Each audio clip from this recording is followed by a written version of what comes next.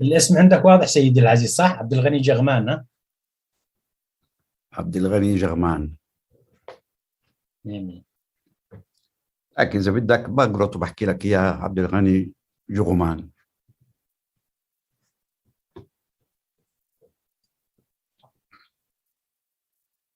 كله خير كله خير.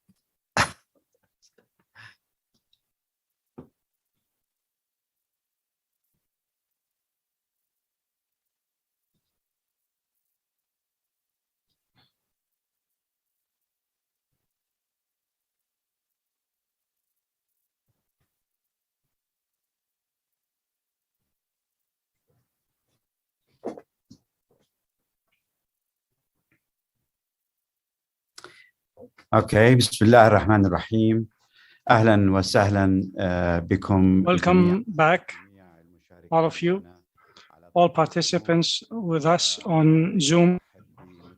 And I would like also to welcome our viewers on different platforms, Twitter, Facebook, of the three foundations or centers that are organizing this academic conference. During this session, which is the last session or panel 4 of the conference in the past 2 days, we have addressed a number of issues, topics that are important and relevant to the conflict in Yemen.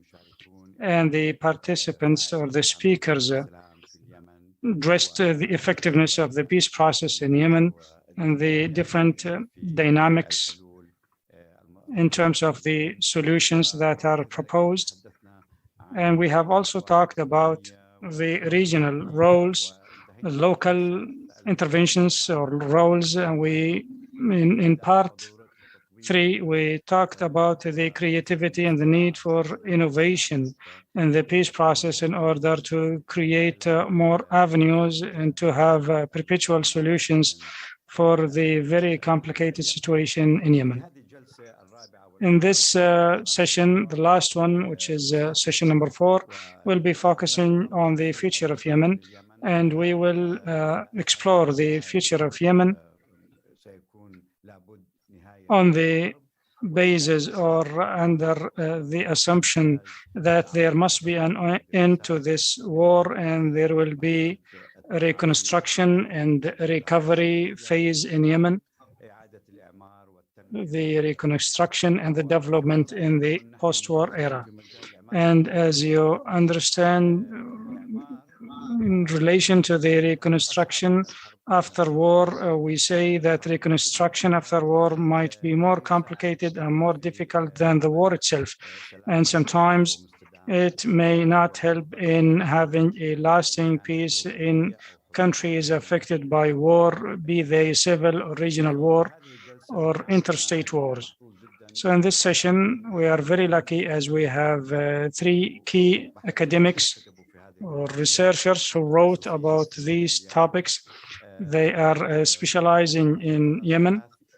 We have 3 speakers only, and this will give us ample time later on for discussion.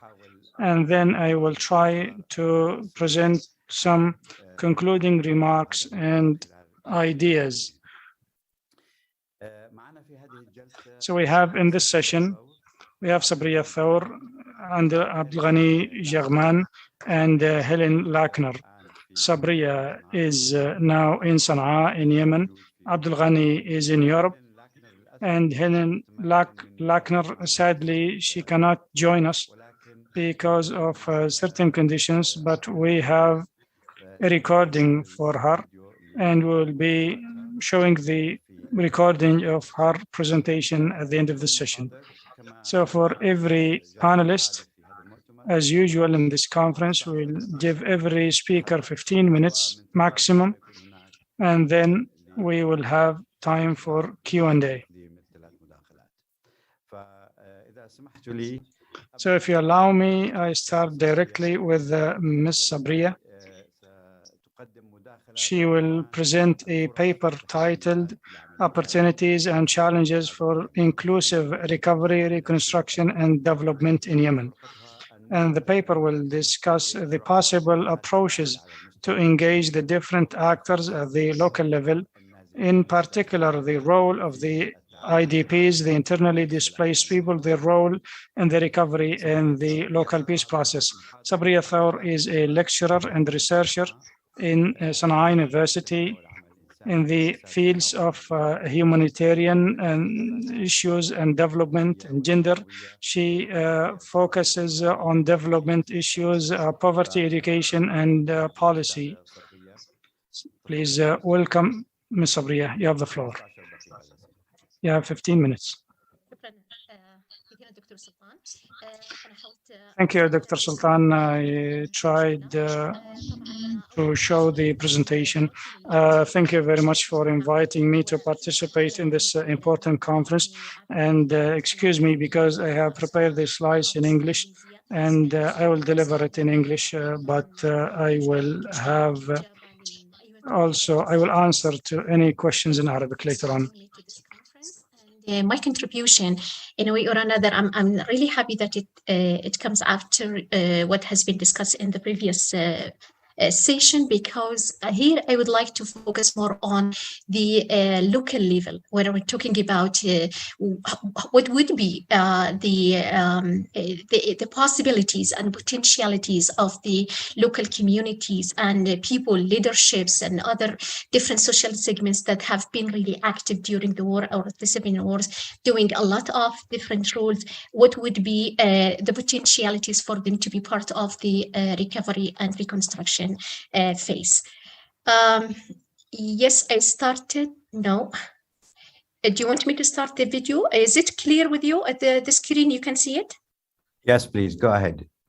Yeah, because here I'm just asking me to start my video later. Okay, so and I would like to start with speaking for Paul Dirish, talking about Yemeni people back in the 80s, the famous anthropologist describing Yemeni people, saying that they are just simple people, unlucky to be found in complicated circumstances, and that saying is still valid until today. And the conflict, and even the instability that have been before the beginning of the war, is a good proof for that. To start with, to be brave, I would try to focus on challenges and opportunities, and then looking at different approaches that I think, in a way or another, would be crucial and important to be adapted or to be part of thinking for planning for the recovery and reconstruction phase. The challenges that I would like to highlight right now will be relevant also to the peace process negotiation. Number one, it's just issues of inclusion, and we have seen in the previous sessions how, and also in the comments and questions by different attendees talking about inclusion. How can we include people? Why that high representation at Jaghman and diplomacy does not include different voices, including women, youth, and marginalized people, and so on. I know that there have been a lot of efforts to include women since 2016, with not that much success, and youth also are working right now through civil society organization to get a voice of the youth and so on, but still not yet that successful. And here we are talking about peace and sitting on the table of negotiation. Here I'm talking about not inclusion in the recovery and reconstruction path. It's about people who are working to think together and being together, how to plan, what would be our needs, how to start, when we start, who should be in, who should be out, and so on. And many social segments are usually sidelined from that, official negotiation, and people don't know what's going on. And that also is reflected on the kind of issues and kind of focus during the past rounds of peace negotiation. The other key issue is that the different tracks, they don't talk to each other, they don't communicate. The linkages are missing. So people on the ground and then at the national cannot really,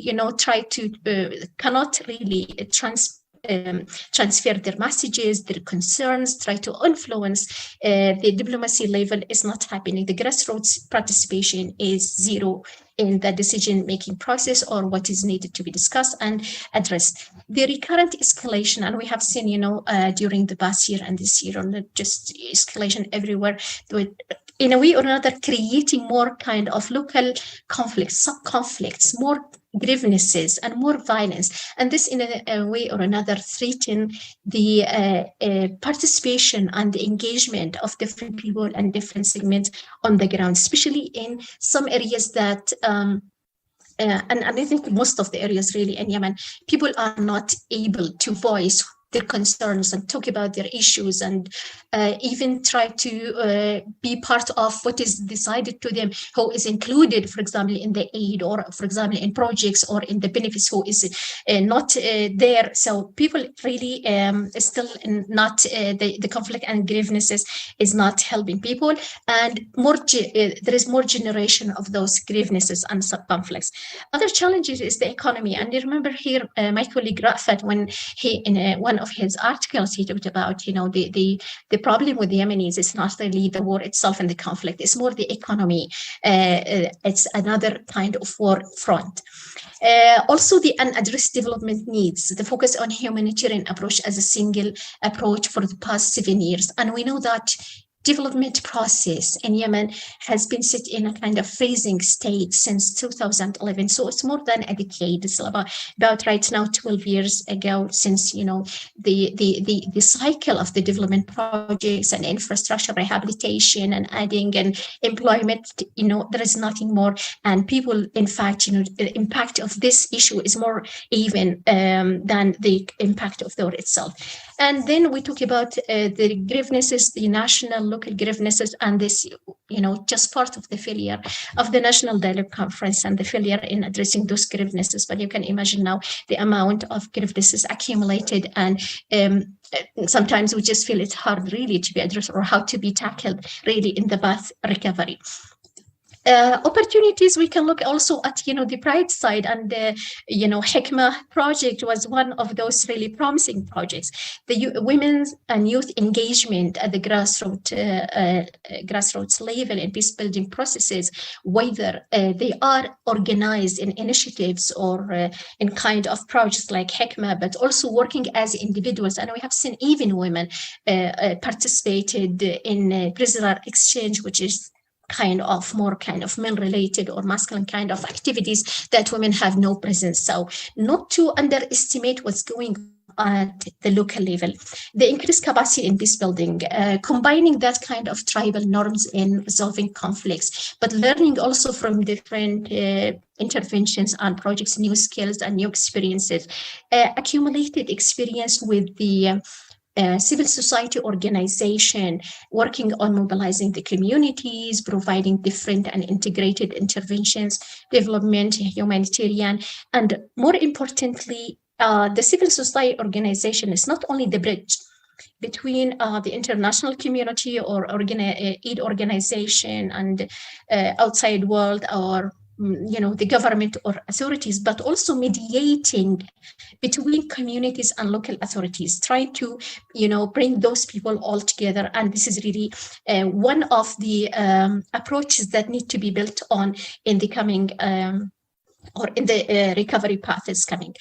Another opportunity is a maximized role or roles for local powers and leadership based on the resilience that has been built over the conflicting years. And that, with, I cannot say it's in every place, but also it's something to look at and to examine and say what factors and leverages that supported that local influence and in other areas and whatnot. The other issue is slow shift towards integrated interventions, or what we call triple nexus. And this is really one of the important, if I can see, directions. I just, in the past couple of years, they started, the humanitarian aid and international NGOs just to try to combine and mix that humanitarian aid with other development work. And one of them is, for example, with the World Bank, maybe this is the largest one, and the German construction bank through the Social Fund for Development. So these are kind of different opportunities. They are scattered, maybe they don't exist in every place and every community. However, there's something that we can build on and try to scale up these practices as best practices.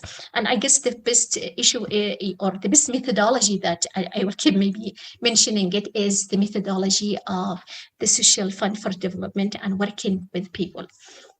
If you come now to potential approaches, I'm trying to propose here some ideas, but those ideas in the two slides are not mine. They are in fact part of the UNDP report, the last one that was released past year, assessing the impact of war in Yemen, pathways for recovery. So the focus was in that report is on development needs and priorities, calling for investment, in infrastructure, agriculture, education, health.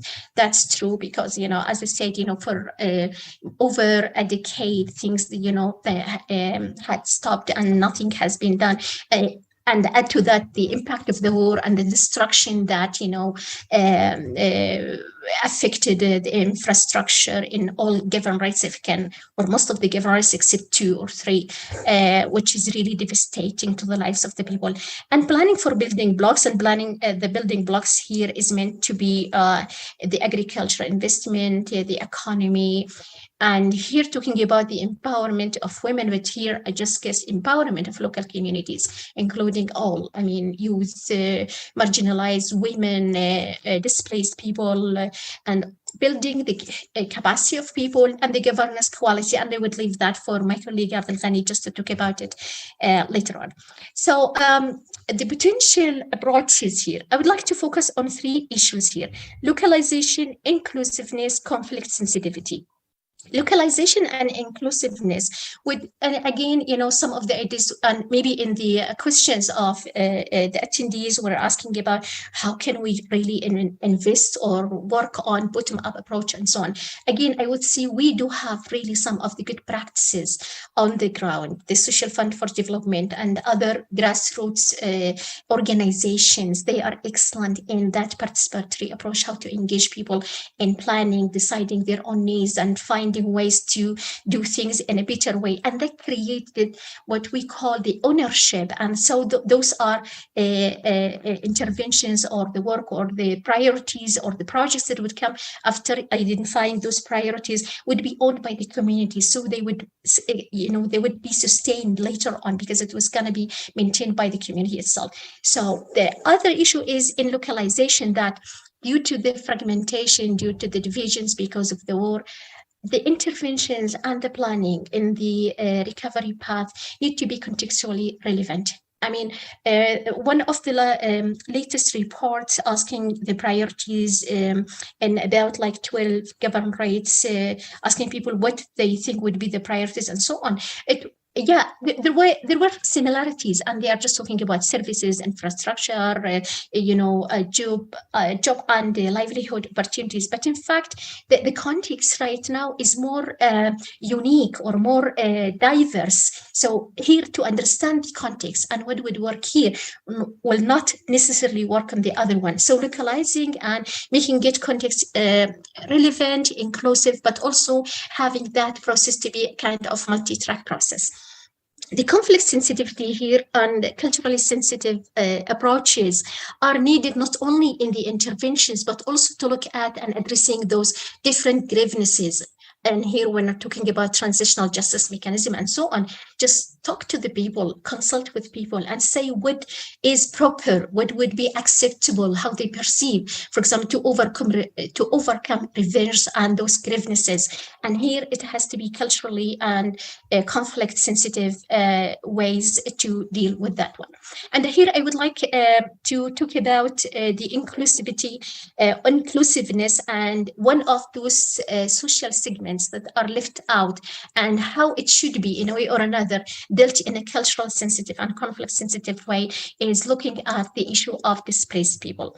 And as we know that, the displaced people, and I guess everybody knows about, the huge number already contained within the country borders. They couldn't go out because we are all trapped, but the movement and coming, from one place to another, it is very devastating. And addressing the displacement issue as only from a humanitarian point of view, not thinking about the return. Is nothing yet. I mean, in 7 years of the war, looking at what would help those people who would like to return to their areas of origin, and looking at their habitation and security. How about the coexistence for those who cannot really go back to their communities, and the conflicts usually, and I've witnessed it from a number of projects working at the local level, how the hate speech and the conflict between IDPs and host communities are left unaddressed, and the only thing is just about that food basket that is distributed from now and then, and that's it. And there is a need here, for example, to deal with displacement in the recovery path as a development issue, looking for durable solution.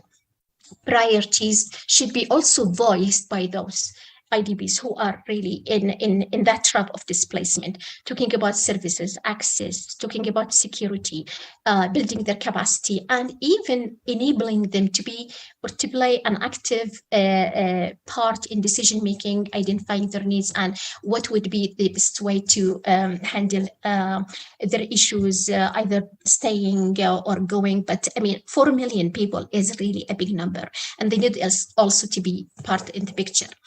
To wrap up, what I already proposed here, some of the ideas, I would like to emphasize on something. Recovery should be built as a gradual and flexible process. We need to learn from it. There is no one methodology that's going to be applicable. Looking at the local communities, working with the dynamicity of the local communities, while the work at the diplomacy level, those high level representation, those with armed and influence who can really fight over their what would be the benefits if we would agree on a process or a settlement and so on, military and political settlement. We would like to focus more and to take into account in the recovery phase on localizing humanitarian development work, empowering local communities, strengthening local actors, local leadership, CSOs, private sector, and also building the trust and the partnership between these different parties who are on the ground, who are really suffering from that DD, the sanction, the war, the impact, the conflict, and so on. Improve the inclusion of other segments and sectors, and enhancing active community-based planning. Again, is talking about talk to people, consult with people, look at the best practices either from the past and now, or maybe other countries. Let people decide what they want to do. So that should go hand in hand or parallel to the other, political and military settlements and peace negotiation and so on. I would stop here, but we will be happy, to receive any question. And thank you. Wonderful. Thank you so much for this very rich paper, Sabria. I look forward to reading the full text. You've raised many, many issues that I think we will probably have a chance to come back to. But I just want to emphasize the importance of participation that you referred to, but also the difficulty of participation in a polarized society, because you can't assume that everyone can participate at the same level and so on. Focusing on IDPs, I think, is a great challenge in a sense. And I was really shocked to hear that there are 4 million in Yemen. That's almost 10% of the population being displaced. And I assume some of them have been displaced more than once. So their capacity has really eroded. The point you make about humanitarian aid, that was very interesting, because earlier yesterday and today, people have been calling for more humanitarian aid. What you're suggesting here is that humanitarian aid, no matter how more you put in, it's not going to replace the development. And if anything, it's going to drive it down and erode infrastructure and so on. So there are many, many interesting questions and issues to explore in our discussion. I would like now to move directly to our next speaker, Ustad Abdulghani. موجود معنا. Abdulghani, are you there? Yes. Okay. We will now move on to the presentation by Dr. Abdulghani Jaghman, who will present a paper titled Governance and Post-Conflict Reconstruction in Yemen.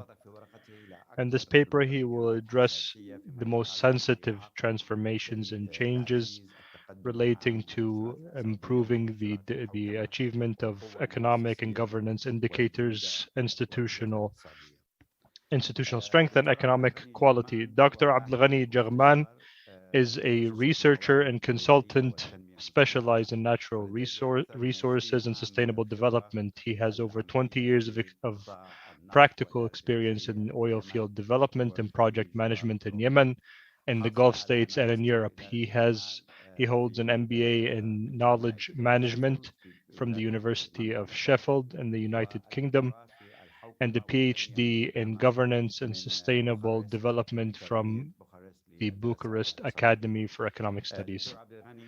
Dr. Abdulghani, please go ahead. You have 15 minutes for your presentation. Thank you very much. I would like to also thank the organizers for inviting me, and if you'll allow me to present some of the results of the most recent study I conducted on Yemen with regards to the topic of this study or the conference today. There are a lot of numbers and figures and statistics, but I think that's something that we engineers or those with an engineering background like to do. We like to speak about in numbers that support the conclusions we reach. Any researcher or academic following the situation in Yemen will find that all of the political, security-related, and economic indicators in the country started to go down starting in the 1990s, and all of the indicators have gradually gone lower and lower up until 2012. Peace and security and stability were very weak. There were terrorist attacks throughout the country. The economy was very weak. And in the beginning of the 2000s, we tried in the oil sector to hold international tenders for international companies to get involved in the oil sector in Yemen, but the progress that was made at the time was very weak.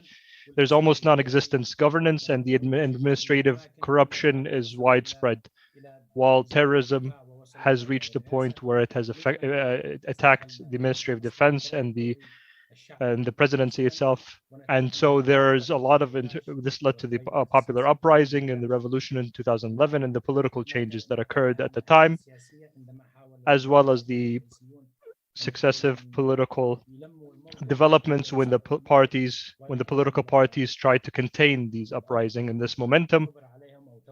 But the situation escalated, and the state is now in an almost is in a near state of near collapse. The government lost its role as one of the main actor, and the private sector is now the one that plays the role in supporting the economy. They tried to continue doing this. Civil international organizations, whether inside or outside, are playing the role of a government, whether in Yemen or outside it, are playing the role of the government. And this has obviously affected the trust and confidence that civilians have in state institutions and in public officials in general. And so now we have a popular discontent with the performance of the government. With regards to the government's performance, it is at a level of weak to non-existence.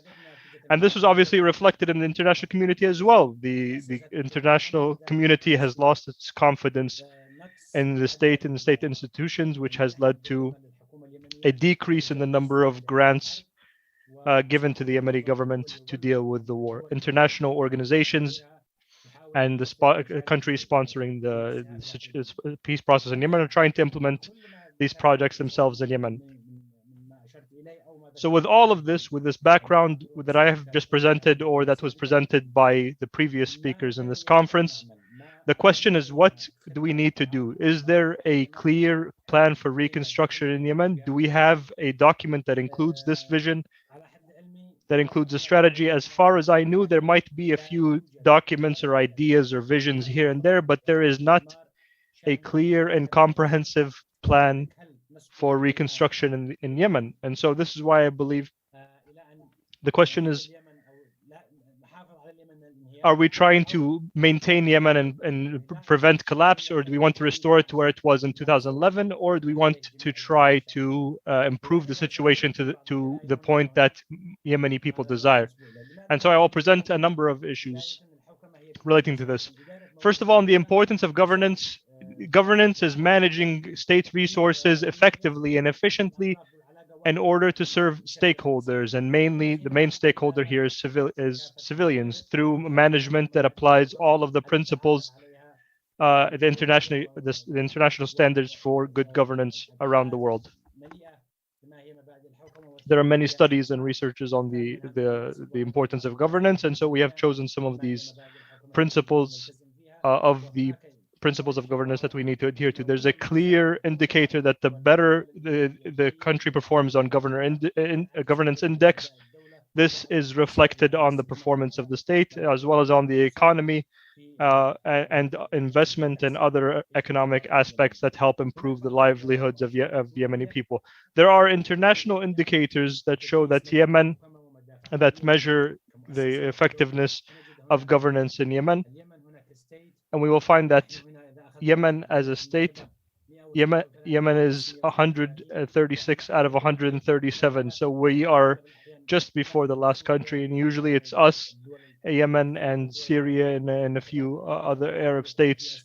There is a revolving who is at the bottom of these lists with regards to the status index, with regards to the political transformation,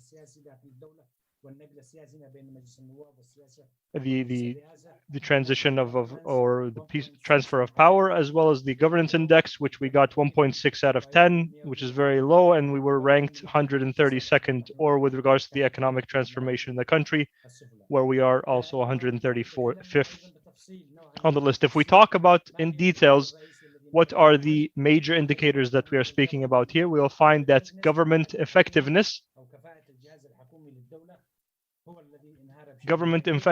is the one that has decreased significantly during the war, and this is a result of the lack of political stability and the prevalence of violence and terrorism throughout the country. These two factors primarily are the ones that have impacted the state in Yemen. With regards to rule of law, Yemen has enough laws, but unfortunately, they are not being implemented, and this is one of the problems that we face in Yemen, something that we need to keep in mind.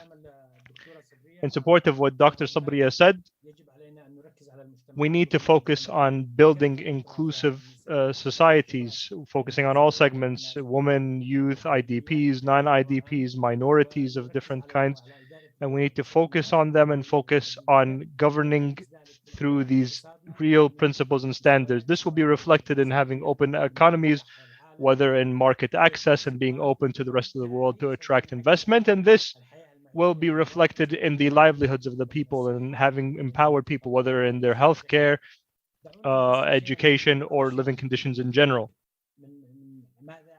Going into some details about Yemen specifically, over the past 10 years, I've analyzed indicators from 2009 to 2019. We have found that the biggest factor that has led to this collapse that we see here, as a result of the situation that Yemen is going through, is the insecurity and the instability in Yemen.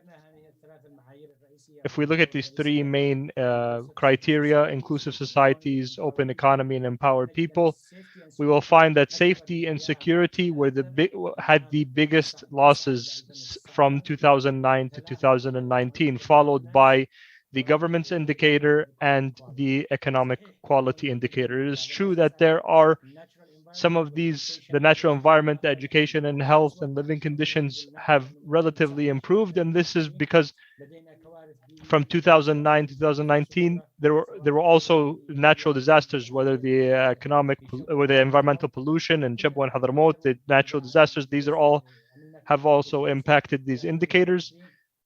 If we had expanded the time frame to 2022, these would have been red as well. If we look at safety and security specifically, what does this mean necessarily? What are the main factors that affect safety and security?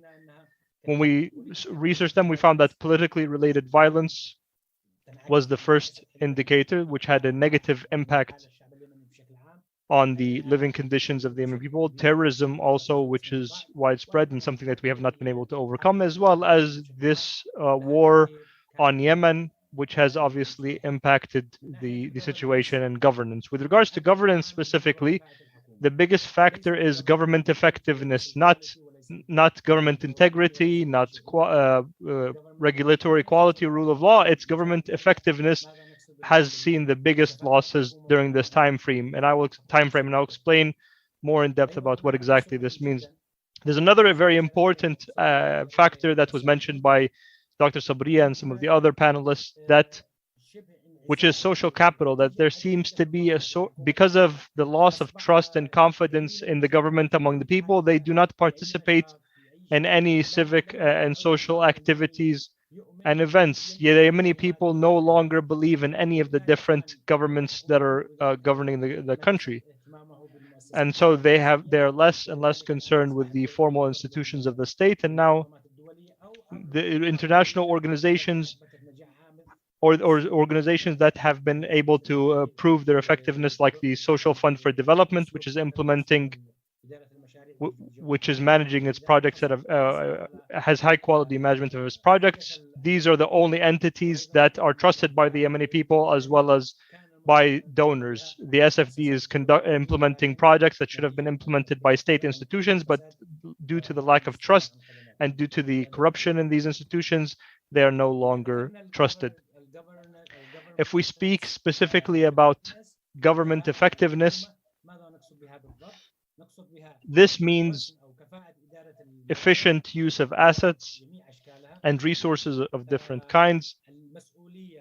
It also means responsibility and focusing on the implementation of projects in a suitable manner, as well as the responsibility of public officials to carry out their functions of their positions, implementing projects in general, also benefiting and learning from previous projects and continuing to develop them so that lessons from the past are learned from, and trying to reflect these lessons in upcoming projects. All of these factors are absent. And I think the fifth problem is the lack of budget transparency, the lack of financial transparency in general. Now, more than 6 years of war, the government of Yemen is being managed without any announced formal state budgets. We don't know where the revenues from oil are going. We don't know where the resources are going, what they're being spent on, how much is being spent on each item in the budget, and there's absolutely no transparency when it comes to the state budget.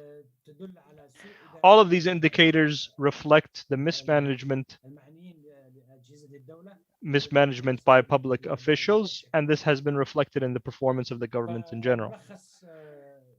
A quick summary of some of the most sensitive indicators. If we want to improve safety and security in order to provide a suitable environment for reconstruction and for the peace process, like you said yourself, there cannot be reconstruction if there is instability and insecurity, because this will lead to the peace not being sustainable. This will only be a temporary ceasefire, and the war will restart if the peace is not sustainable.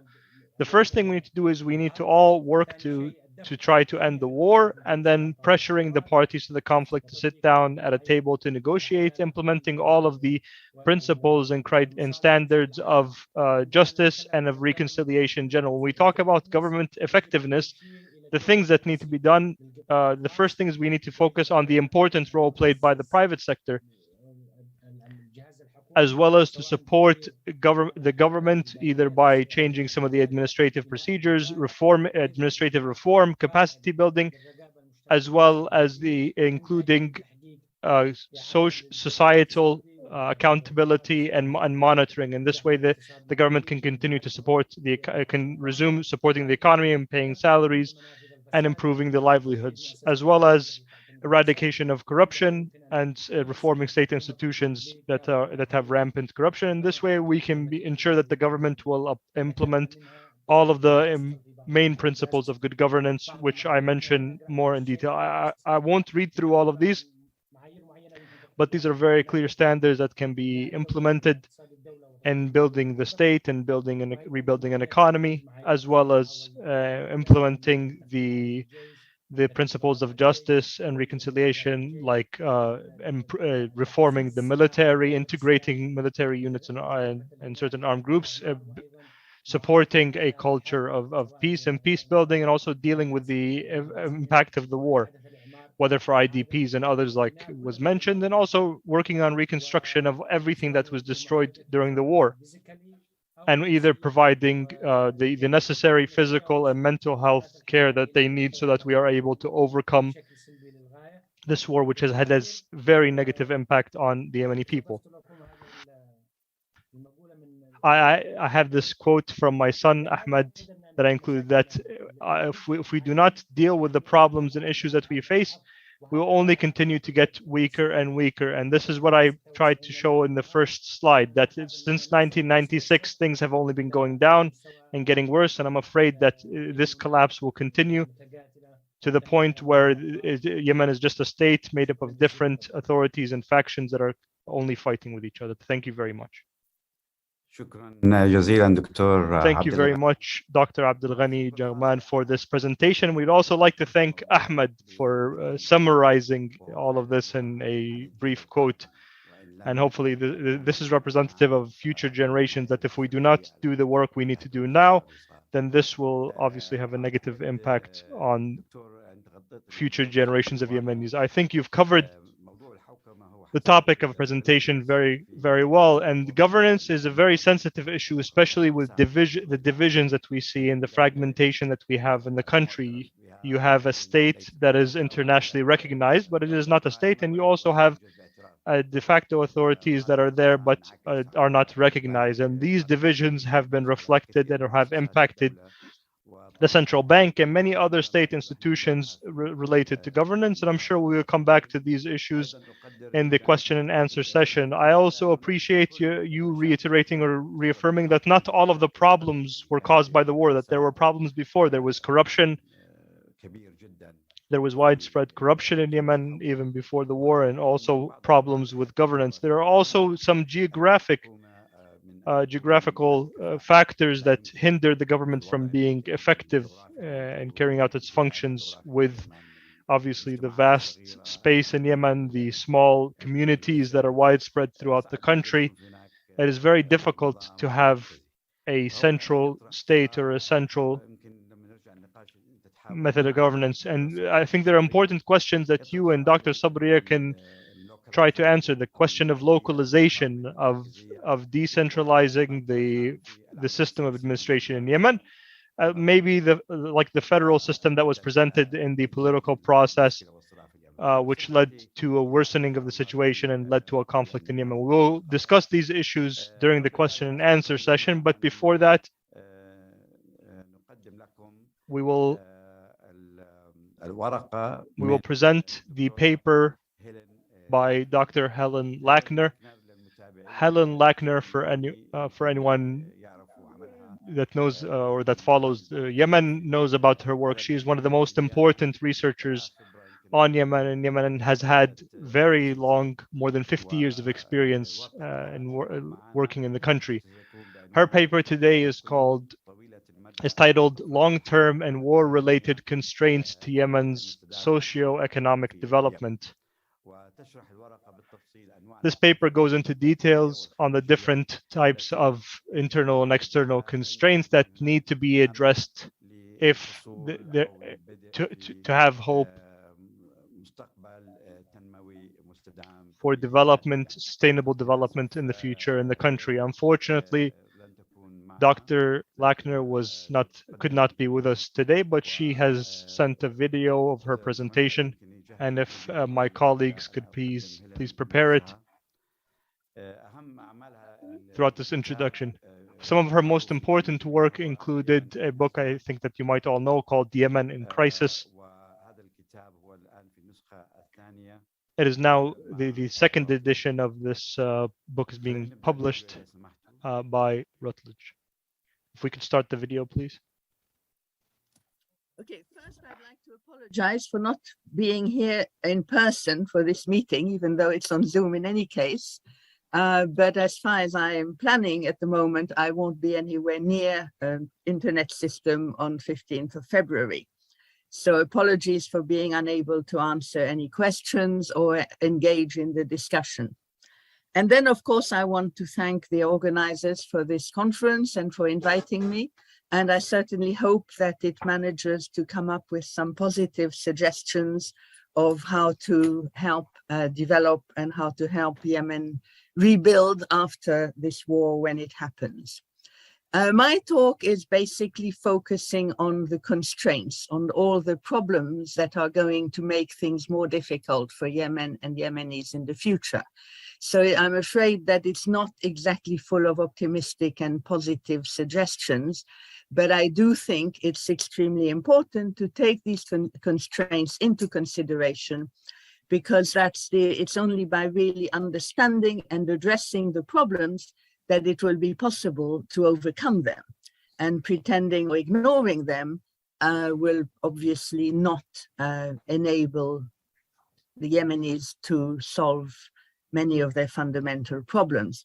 Now, what I'm going to concentrate on is mainly the long-term internal constraints that are faced by Yemen and Yemenis. And most of them are very fundamental and arise, from long history as well as from the country's conditions. And then I will briefly talk about war-related factors and the role of external agents, i.e. the international community, including the GCC. So the first basic constraint that I think has to be addressed in Yemen is the issue of environmental degradation and global warming. This is an issue that is not new in Yemen. The rest of the world seems to have woken up to it in the last 2 or 3 years. But for Yemenis, it's been a major problem for a long, long time. And people have got used to living with it, but that doesn't mean that they have a solution. And its main factors and features are first, the unpredictability of rainfall patterns, which is something that was not the case 30 or 40 years ago, and which affects a lot of other factors to do with the water situation.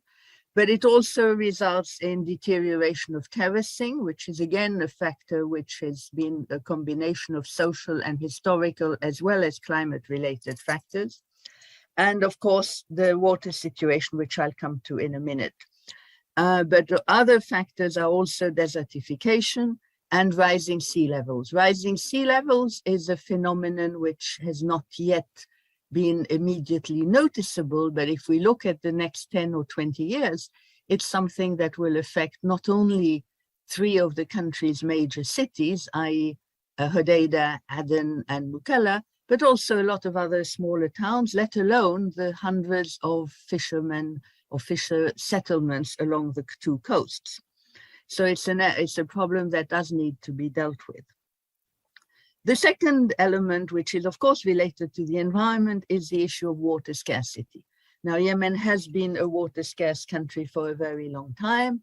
This is a well-known fact, but it's been aggravated and made much worse by various causes which have been increasingly important in the last decade or 2, which are basically the ongoing rapid population growth, i.e. there are more and more people needing water and the quantity of water is not increasing.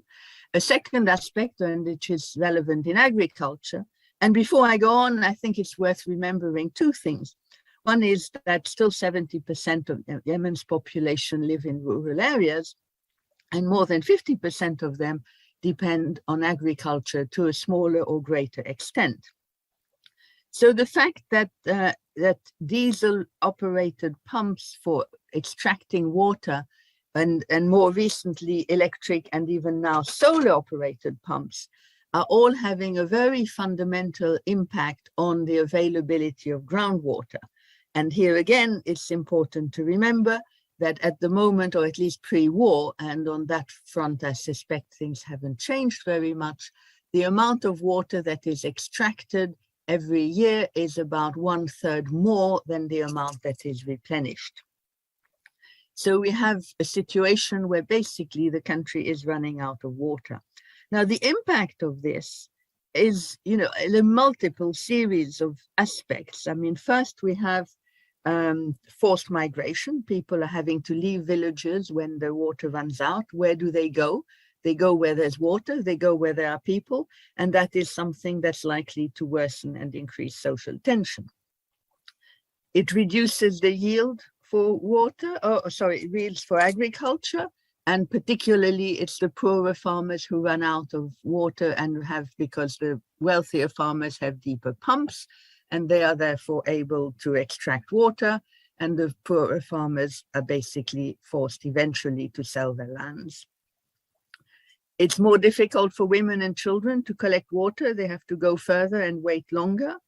And in the urban areas, we have a lack of urban water systems. I mean, number one, for example, in both Sana'a and Taiz, only about 40% of houses are connected to the municipal network. And in Sana'a, they were getting water once or twice a week. In Taiz, they were getting water, and I'm not making a mistake, I'm saying this correctly, they were getting water about once every 2 months on that system. So basically, most people were dependent on trucking water and on tanker supplies. So all these factors are very important factors. And of course, the scarcity of water has a serious impact on potential economic development, both in agriculture, which should definitely be focusing on rain-fed agriculture and on different types of crops, and basically create situations where what is used is what is available, and its value is maximized. So all these basic fundamental environmental constraints, I would say. Then, of course, Yemen, to a much lesser extent than other countries in the peninsula, but still to some extent, was largely dependent on oil and gas. Well, the oil supplies are very low and have been basically reducing very significantly, and could run out any time, or probably if the war hadn't interrupted extraction, they probably would have run out by now. The amount of gas that is available is quite significant, but the income that is likely to produce is much lower than one might have hoped for, largely because of the massive cost of the investment of the infrastructure to produce it. Now, another element of the constraints is being the past economic policies. Now, I'm talking primarily about the economic policies under the Saleh regime, but basically in the 10 years since he stopped being president, the economic policies haven't fundamentally changed. They didn't change under the transition, and since the war started, there's basically been no attempt, to my knowledge, or to develop serious alternative economic policies by anyone running any parts of the country. And basically what those policies were focused on is you had a complete convergence between Saleh's objectives and the strategies of the international financial institutions who were giving Yemen supposedly aid. You were talking about the World Bank, the IMF, and other international agencies, as well as most of the bilateral funders. And basically what they were focusing on were neoliberal strategies. In agriculture in particular, it was focused on export of irrigated crops, which again, from what we've just said, was privileging the wealthier groups rather than the poorer, and worsened the water shortage, obviously. A second element of those policies was the nepotism. So although the aid sector was trying to reduce, for example, subsidies, they never did it with any determination. So that allowed, the continued export of diesel at the great profit of certain individuals, and did very little for the population at large. Another element of the international development policy was to be against corruption, which of course we're all in favor of. I mean, we're all in favor of being against corruption, obviously. But the process, what they did was basically to weaken state institutions at the expense, to the benefit of what they set up of basically parastatals, which were operating on a private sector model, which is supposed to be better. The prime examples of this were the Social Fund for Development and the Public Works Project, which have done a lot of good work, but they have also very seriously undermined and contributed to the fragmentation and the inability of the state to carry out its responsibilities. The next thing I want to talk about is social fragmentation, which is an impact, which is something that will have an impact on development in the future. We've had under the Saleh regime, and it's certainly continuing now, the encouragement of sectarianism. I mean, the rise of the Houthi movement is part of the sectarian operation. The rise of the Islamists and of the Salafis has been another element. And all of these were basically contributing to fragmenting and dividing Yemeni society. A second element, of course, was the rise of the southern separatists, which is something that is still, very relevant today and will remain so probably once they, in the future. And finally, you did also have general social fragmentation between the increasing number of people who were poor and on the margin and the smaller number of very privileged people. I think I'm not doing that well on time, so I'm going to rush through the next element, which is basically another very important element for economic development in the future, which is the status of the Yemeni labor force. First, we have a labor force of people of a very low level of education. Even those who have gone through the entire education system, including university, tend to come out with skills that are not enormously useful for a modern economy. There's still an enormously high rate of illiteracy amongst women, and I think a rising one amongst men or amongst boys, with the fact that you've had millions now, according to the UN, you have 2 million children who are out of school.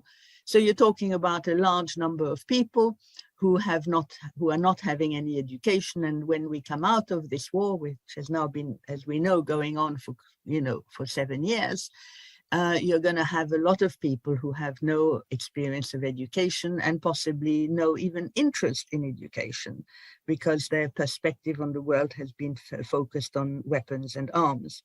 At the same time, you have a labor force that's been growing at almost 5% per annum, and therefore the need for new jobs. And all of this within the context that we have just mentioned of the difficult fundamental constraints. So I'll briefly talk about the future, not about the future yet, about the war-related and the external factors. The first one I've just really talked about, which is the militarization, the fact that you have a whole generation of young men in particular whose experience is war and fighting, and who, many of whom have been involved in the fighting primarily to support their families. I mean, I doubt that most of the young men who are being killed on a daily basis are, in the fighting in order to promote an ideology. I think most of them are there because their families are hungry and starving, and they are desperately trying to help them. But that doesn't prevent the fact that they, when it comes to demobilization, when it comes to a post-war future, they don't have that can be used in a civilian society. The second factor you have is years now of dependence on international humanitarian assistance, which does have an impact on giving people the feeling that they expect to be receiving a lot of handouts. Now, there's a positive side to this, of course, which is a lot of young Yemenis have been trained and have had a lot of opportunities in running organizations, and therefore they've developed a whole number of skills. But I think one has to look at the dependence, at the years and years of dependence on international humanitarian assistance as fundamentally a factor which needs to be addressed, at least when you're talking about the future. And finally, I want to talk about, the future now, really about the influence of the international financial institutions and the international community. Yemen is in the Arabian Peninsula, as I think we all know. If you look at the other states in the Arabian Peninsula and the way they're governed, it seems pretty unlikely that the neighboring states, or indeed the international financial institutions, would support economic development policies which are primarily focused on the interests of the Yemeni people and of the majority of Yemeni people. Even if they did what they developed policies which would be perfectly suitable for their own populations, this is not similar to what is needed in Yemen. Urban populations in the rest of the peninsula are primarily urban, primarily highly educated, and dependent on imported foreign labor for a high percentage of its economic activities. Yemen is dependent 100% on its national population and is, as I said earlier, primarily rural. So the kind of policies that are likely to be promoted and suggested and indeed financed by these states are not likely to be very effective for the Yemenis. And I think here again, we have to remember that, you know, the conferences that have taken place and most of the discussion that talks about Yemeni future, about post-war Yemen, talks about on the assumption that billions of dollars or whatever will be provided by the Gulf states or by the GCC states.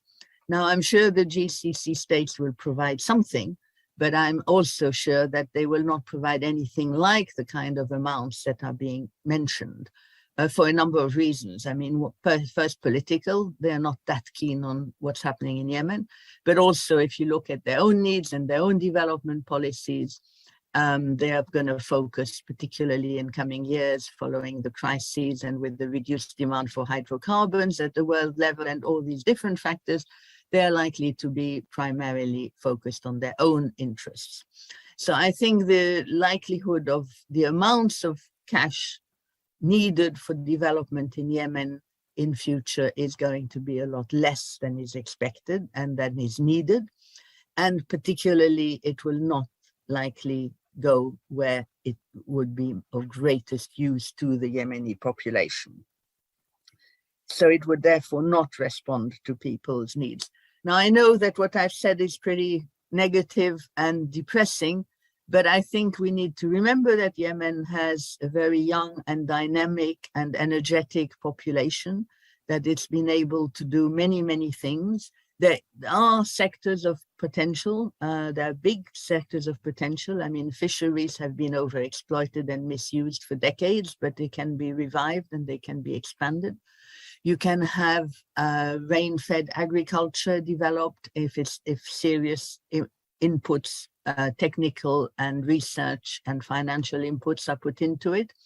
You could, there is a desperate need for a high quality education, and that is a very long-term thing because it really will take at least 10 years to produce a new generation of highly skilled, competent people. And that's something that, well, like everything else, should have been started right from the beginning. So I think, tourism is another potential. I mean, Yemen has this long and wonderful culture. It has beautiful sceneries and geography. It has, architecture, archaeology. It has any number of cultural features that could attract a lot of people and a lot of research. And all these things, if managed well, could provide Yemen with, if not a wealthy future, at least a reasonable future. And I think it's only too urgent for the situation to come, for fighting to stop and people to focus on these needs. So thank you for listening. And again, I apologize for not being around to answer any questions, and also for the fact that things fade and light up when I'm talking on Zoom. It's always like that. I've never understood why, and there's nothing I can do about it. Thank you. A very warm thank you to Helen. She obviously reflected 50 years experience in Yemen. And I think she's given us a very pragmatic view, although it was maybe focused a little bit on the challenges. She did end her presentation with a number of opportunities, which I'm sure we all agree with. And ultimately, it is down to young generation that is up and coming, pushing ahead. It's the Sabria, the Abdulghani, the Rafat of Yemen that will really help turn Yemen around. The only thing I maybe would take an issue with Helen over is the relationship with the Gulf. It is just there, we cannot really separate the Gulf from Yemen. And if anything, the war in Yemen, I believe, and the increased security threats for the Gulf states from their neighbors and from the region will probably drive them to realize eventually that Yemen is the hinterland of the Gulf. It's the strategic depth of the Gulf states, both in geographically, people, labor, and so on. And hopefully there will be a time when we see the Gulf states standing constructively with Yemen and in a united way.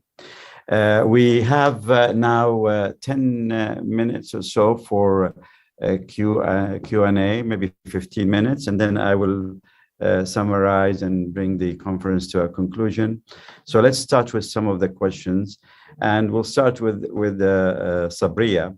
Sabria, I may have misinterpreted what you said about humanitarian aid, and I'm reminded here by one of our colleagues in the Q&A that it is not Husniya al-Qadri. It says we don't need less humanitarian aid. We basically need different aid.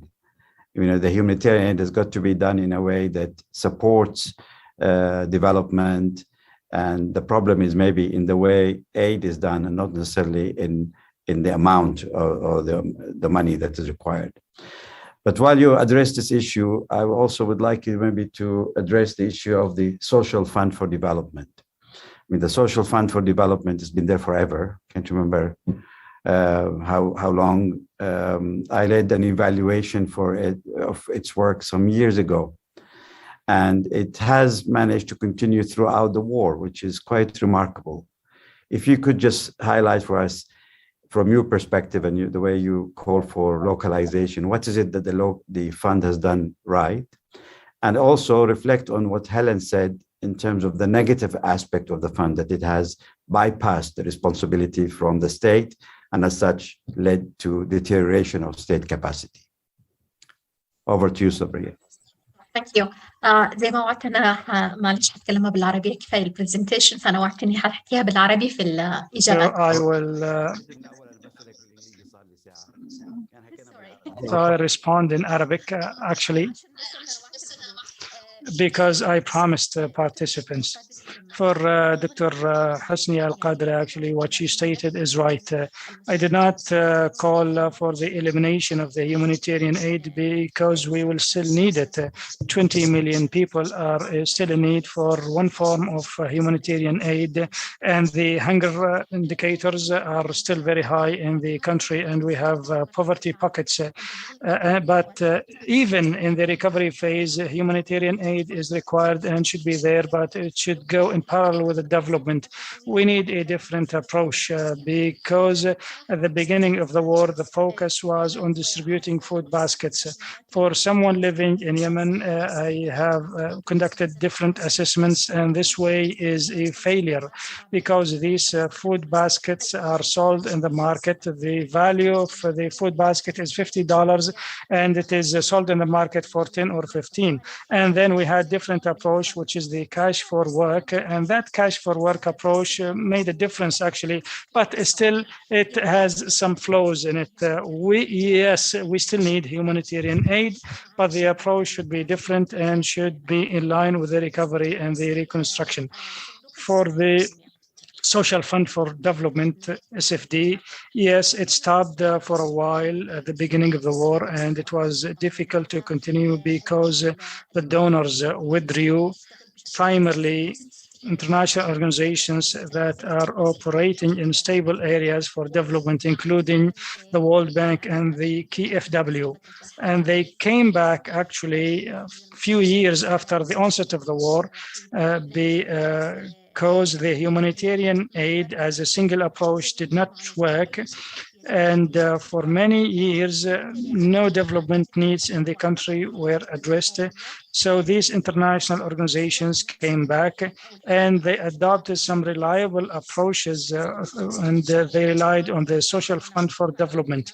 I am aware of different projects of the Social Fund for Development, especially projects funded by KfW. Actually, they reconstruct educational and health facilities, and for water projects, they construct projects, and they are adopting the participatory approach and the users committees, but not with the same momentum that we had before. The SFD succeeded in creating the so-called the village councils. And these councils brought together women, youth, and men from the local communities.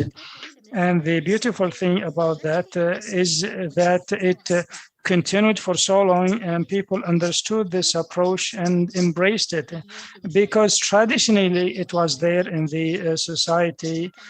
So people gather in the village in order to help each other or to face any crisis and emergency. It's a direct approach or methodology that is easy to be understood by the communities. And now different projects are adopting that, including the peace building projects. They call them the community-based committees or the reconciliation committees or things like that. What I mean is that we have to have slow strides, gradual strides, and then we can have new approaches for development and aid. Thank you, Sabria. Dr. Abdulghani. We have here a number of questions. I'll try to combine them in one question concerning the localization, the local level, and the governance. Is it a top-down approach or bottom-up?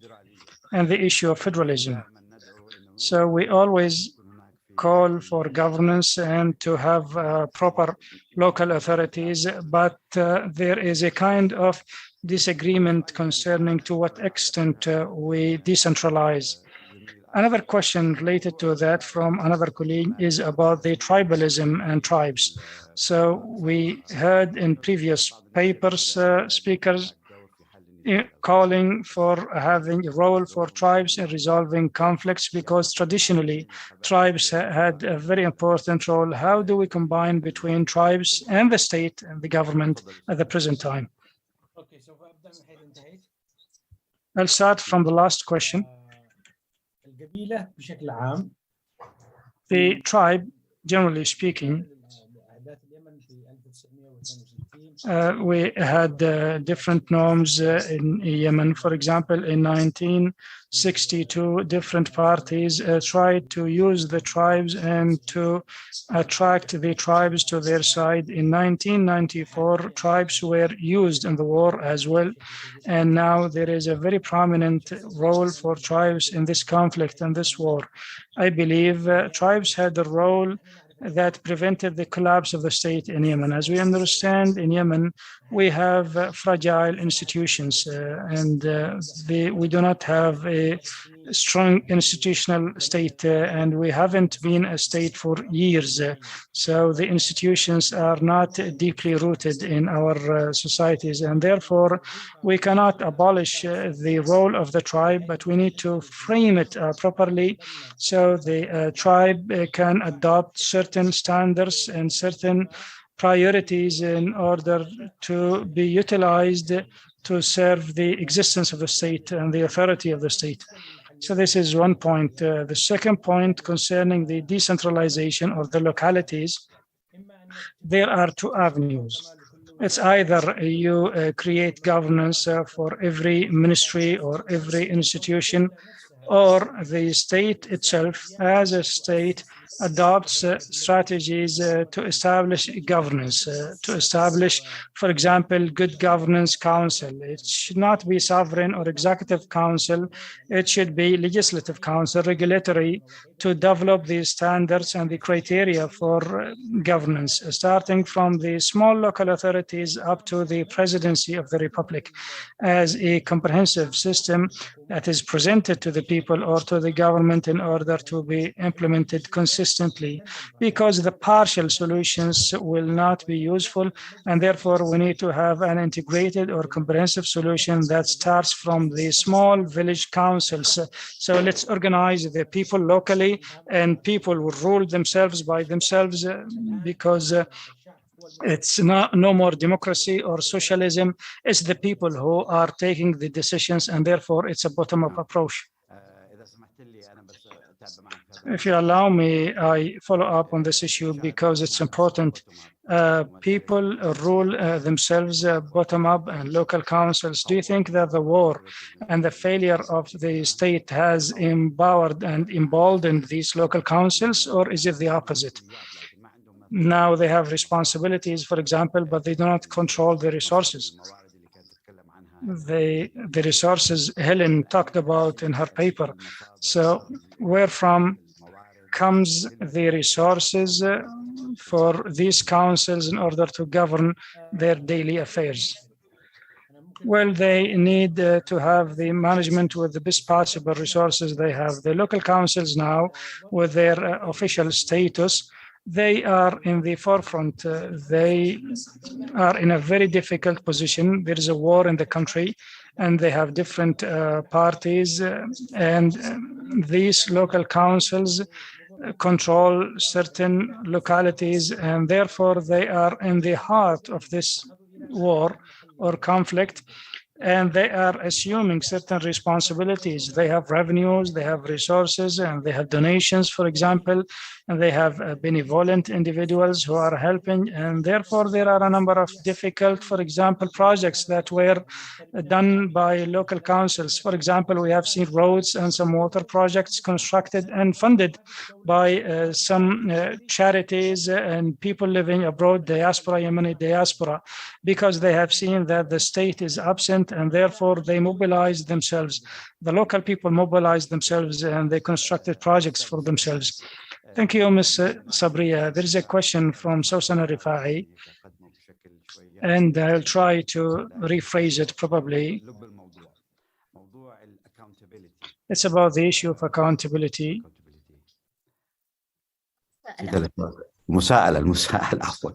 It's about the accountability, the local accountability of the donors. Now, you are in a situation, as you indicated, there are different tracks, and there are countless projects, and people implement activities, the civil society and different institutions, they do different things, but accountability from the beneficiaries themselves, from the people who receive the aid or the beneficiaries of these projects. First of all, what's the nature of this accountability? Can people hold accountable the donors and the different institutions?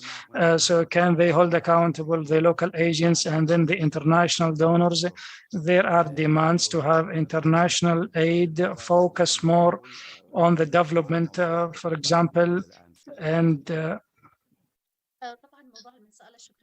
well, thank you, Samson, for this question. Accountability is a very important issue. Sadly, the issues of accountability move in one direction, or the accountability is from the donors to the implementers. What is happening is that there are restrictions and conditions. Sometimes they are very difficult for the civil society to meet. I salute the civil society in Yemen to be able to operate despite all the odds and the difficulties.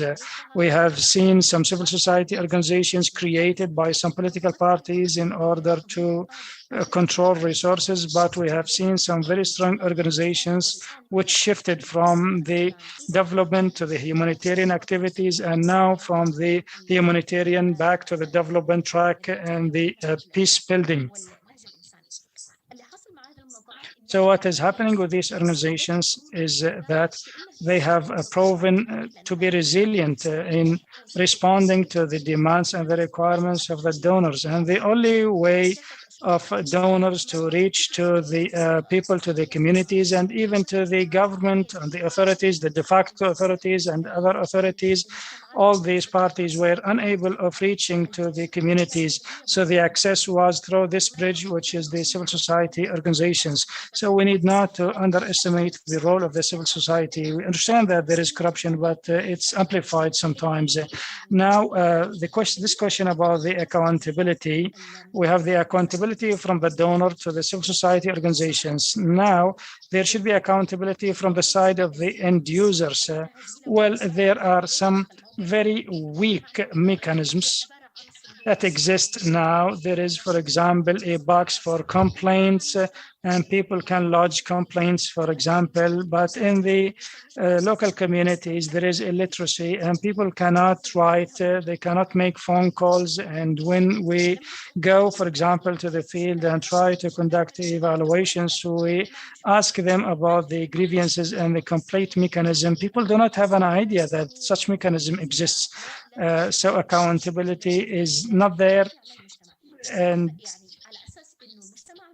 if the local communities, they see in front of them the civil society organizations only, they do not see the ultimate donors. So the accountability from communities to the donors is not there. At the beginning of the conflict years, UNICEF conducted a study about women and accountability. And one of the UN agencies, I believe they commissioned another study about accountability from the beneficiaries to the donors. They did not go to the field. They did not conduct the interviews for a number of reasons, including, for example, the people in power, they did not allow them and they have restricted their movement. So there are different obstacles. But the issue of accountability is very important. It is currently one direction is from the donor to civil society organizations, the implementers. But we have seen recent initiatives. Youth, for example, they have started a network on social media, and they say sometimes, where is the money?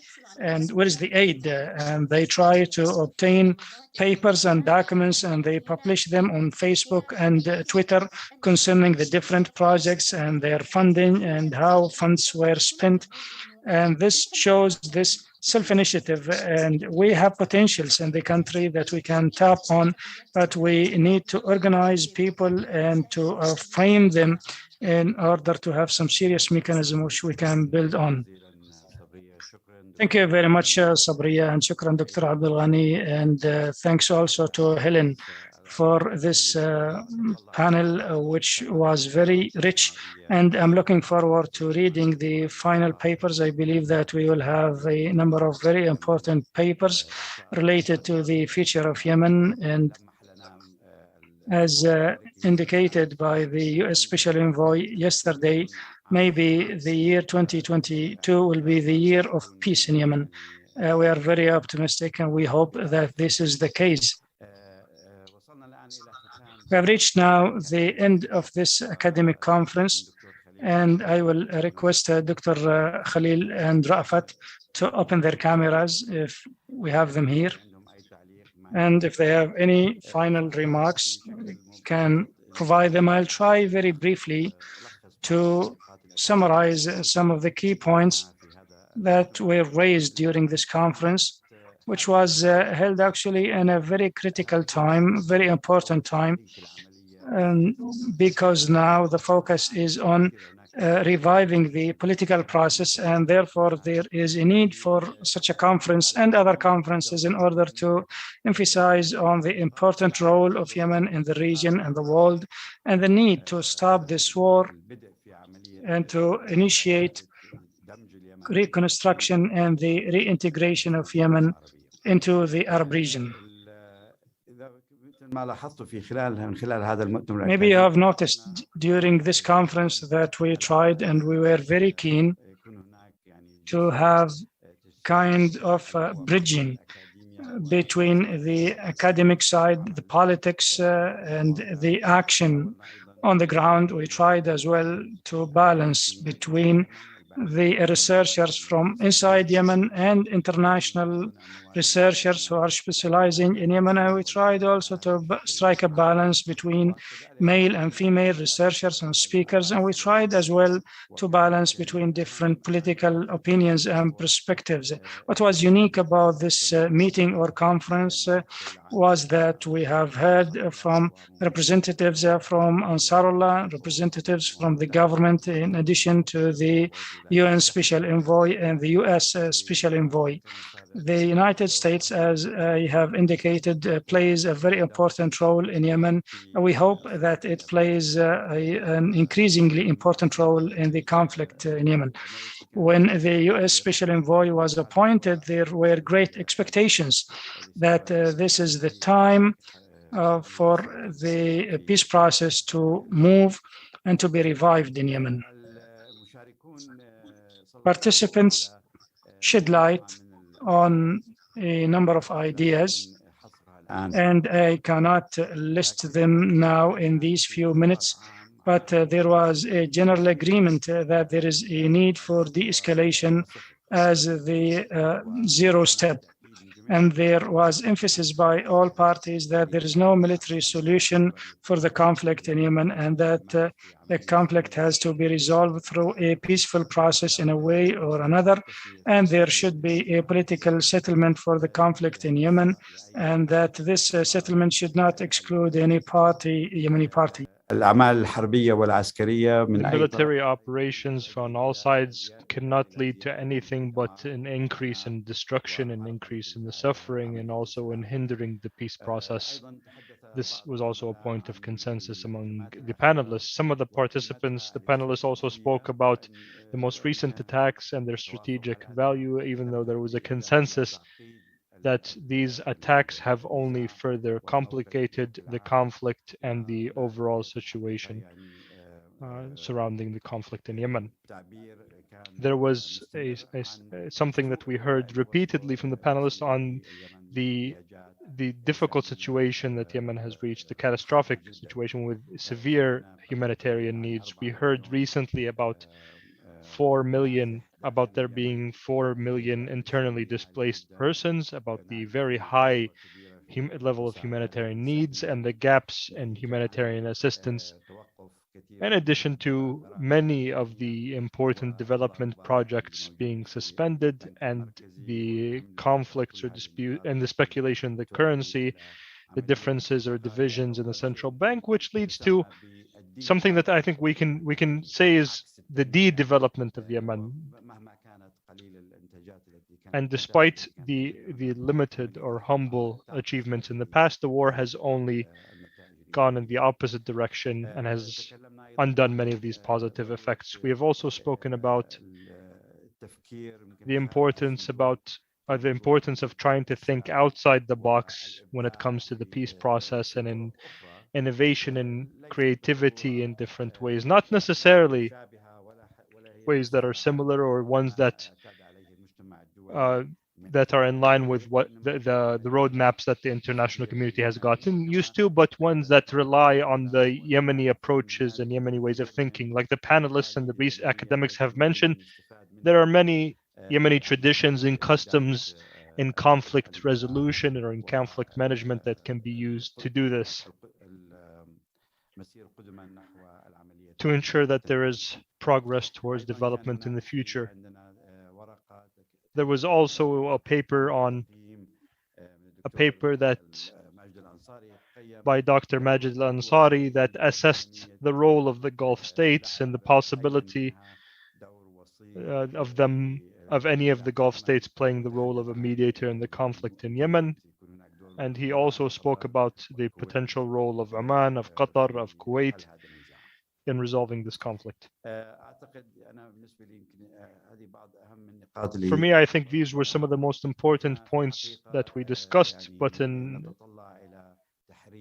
we are looking forward to the editing of these papers, all of the papers presented to this conference in a single book, and we hope that this is the first of a series of conferences. It's very important to have real Yemeni participation from stakeholders, from actors, from researchers, because despite all of the challenges that we've discussed, I believe that human capital in Yemen is what really sets Yemen apart. We did not go into the details about the Yemenis abroad and their participation in building and in providing development and even security throughout the Gulf and in the rest of the world and their contributions to these societies. I would like to end there and give an opportunity to my colleagues and my partners in organizing this conference, starting with Rafat. Rafat, if you would like to speak, please go ahead. Thank you very much, Dr. Sultan. I think you've summarized everything really well. We're very happy for this event and for our partnership with you. We have gotten many messages that encourage these kinds of meetings and to have these direct discussions, whether by the parties to the conflict or listening to specialists and analysts and researchers. We want to reiterate that all of these sessions are recorded. They are available on social media channels, on YouTube, on Facebook, on Twitter of the three organizing partners, and you can go back to them and listen to them at any time. We also received a lot of criticism about the lack of representation of one side or the other, of certain viewpoints or opinions or topics that we were unable to address. And hopefully there will be more activities like this in the future that will allow us to address and to discuss all of these other topics and all of these issues that unfortunately we did not have enough time to address now. Thanks once again to all of the panelists, to the participants, to the audience, everyone who was with us over the past 2 days. And we hope that this conference was as beneficial for you as it was to us to listen to all of these experts. Thank you, everyone. Thank you, Rafat. Dr. Khalil. Let me say this, I'm also in full agreement with the summation that Dr. Sultan and Rafat have just given us with regards to our feedback that we have received. The feedback is similar here. I think it was a very constructive and useful exercise in terms of our cooperation together, the three organizations, to produce this valuable and very timely conference. And we're looking forward to see the results, the final outcome in terms of edited papers and a publication to sum up the deliberations of this conference. And as I said at the beginning of this conference, what motivated us to be part of this is our long-standing joint commitment. All three of us who sponsored this event in terms of commitment to a peaceful solution of conflicts in the region, and including definitely Yemen. We haven't been very happy with the conduct of things and the escalations over the past 7 years. And it is our hope that in a humble way, these deliberations and the contributions by both practitioners and experts will sensitize people more to do a lot more for the people of Yemen, to put an end to the bloodletting that we have witnessed over the past 7 years. And, enough is what I said, and I abide by that. And just a word of thank you to the staff of all three organizations. I was not to be biased, but our audience need to know that we've worked together in a seamless way. And I appreciate the effort of all the staff, the unknown soldiers behind an event of this caliber. There are, dozens of people who have been working tirelessly for weeks and months to put this event together. So thank you to all, and we look forward to future cooperation on equally important issues in the region. Thank you very much, Dr. Khalil. It is worth mentioning that on our side, at least, my team is made of young ladies, and they've done a great job throughout.